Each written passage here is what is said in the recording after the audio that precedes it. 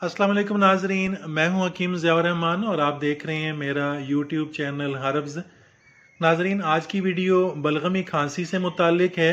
आज की इस वीडियो में बलगमी खांसी का इंतहाई मुजर्रब, आसान, सादा और बेज़रर सा नुस्खा बयान करूंगा, जिसकी कुछ ही खुराकों से इंशाअल्लाह बलगमी खांसी में आराम आ जाएगा, मर्ज़ दूर हो जाएगा।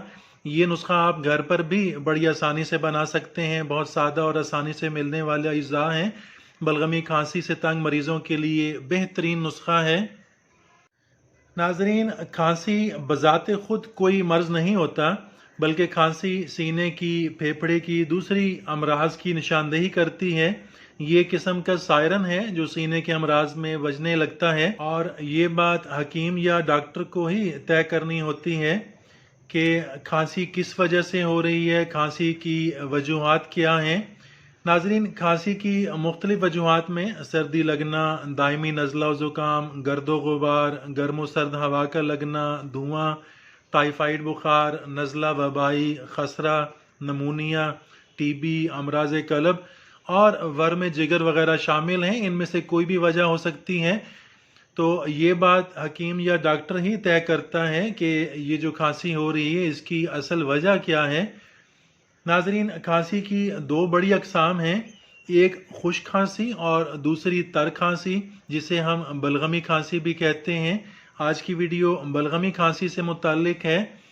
बलगमी खांसी ज़्यादातर बूढ़ों और बच्चों को मौसम सरमा में सर्दी की वजह से लगती है, या उन नौजवानों को भी बलगमी खांसी लग जाती है जिनका मिजाज सरतर होता है।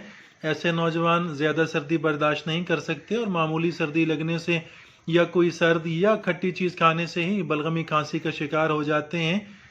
बलगमी खांसी रात सोते वक्त और सुबह के वक्त ज़्यादा शिद्दत इख्तियार कर लेती है, और खांसते हुए सफ़ेद जर्दी माइल बलगम खारिज होता है। इसकी ख़ास निशानी है, बलगम सफ़ेद रंग का होता है। शिद्दत मर्ज में सांस की तंगी भी होने लगती है, और अगर बर वक्त इलाज ना किया जाए तो फेफड़ों में ज़ख्म भी हो सकते हैं और मर्ज शिद्दत भी इख्तियार कर सकता है, जिसका इलाज ज़रा मुश्किल हो जाता है। नाजरीन, अब आते हैं आज के नुस्खे की तरफ। आज मैं आपको बलगमी खांसी का बहुत मुजर्रब और आसान सा नुस्खा शेयर करने जा रहा हूँ। इस नुस्खे में 3 अज्जा शामिल हैं, तीनों ही बेज़रर हैं, तीनों ही आसानी से मिल जाते हैं, तीनों ही बलगमी खांसी में बहुत मुफीद हैं। नाजरीन, आपको नुस्खा तैयार करने के लिए चाहिए होगी मुलट्ठी, मुलट्ठी का आटा। ये आपके सामने मुलट्ठी मौजूद है। बहुत सख्त होती है, घर में पीसनी ज़रा मुश्किल होती है। मार्केट से इसका आटा, इसकी पिसी हुई हालत मिल जाती है। नाजरीन, आपके सामने ये पिसी हुई मुलट्ठी मौजूद है।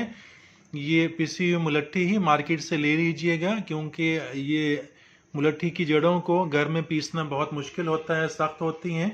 आपको मुलट्ठी का आटा चाहिए होगा 20 ग्राम। मुलट्ठी का मिजाज गर्म और खुश्क माना जाता है। ये फेफड़ों के अमराज, खसूसन गले की सोजन और खांसी में बहुत मुफीद है। बलगम को सीने से उखाड़ फेंकती है। मुलट्ठी 20 ग्राम। दूसरे नंबर पर आपने लेनी है दारचीनी।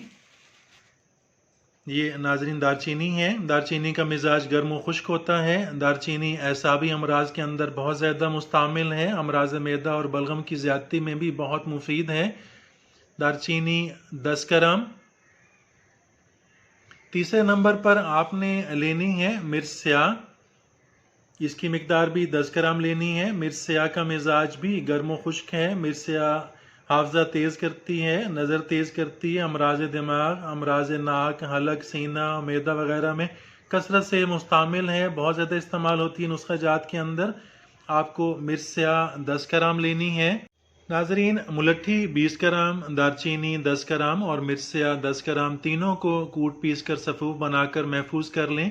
बलगमी खांसी के लिए आपका बेहतरीन नुस्खा तैयार हो चुका है। आप इस सफ़ूफ को दो तरह से ले सकते हैं। एक तरीका तो ये है कि 40 ग्राम इस सफ़ूफ को 125 ग्राम शहद खालिस में मिलाकर माजून सी तैयार कर लें, और दिन में 3 बार 1 छोटा चम्मच चाय वाला ये इस्तेमाल कराएं। शहद की वजह से इसकी तासीर डबल हो जाती है। बलगमी खांसी में बहुत जल्द अफाका आ जाता है। बहुत मुफीद है, बहुत मौसर है ये। دوسرا طریقہ یہ ہے کہ آپ اس کو سفوف کی حالت میں ہی آدھا چمچ چائے والا دن میں 3 بار نیم گرم پانی دودھ یا چائے کے ساتھ استعمال کرائیں. دونوں ہی بلغمی کھانسی کے مرض میں بہت مفید ہیں, بہت اچھی تاثیر ہے. کچھ لوگوں کو میٹھا پسند نہیں ہوتا یا شوگر کی وجہ سے وہ شہد استعمال نہیں کر سکتے, تو ان کے لیے سادہ سفوف ہی بہتر رہتا ہے.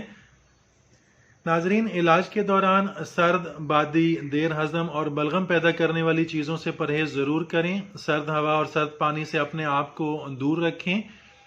ناظرین, اس کے ساتھ ہی اجازت چاہتا ہوں. ملتے ہیں اگلی ویڈیو میں, تب تک کے لیے اللہ حافظ.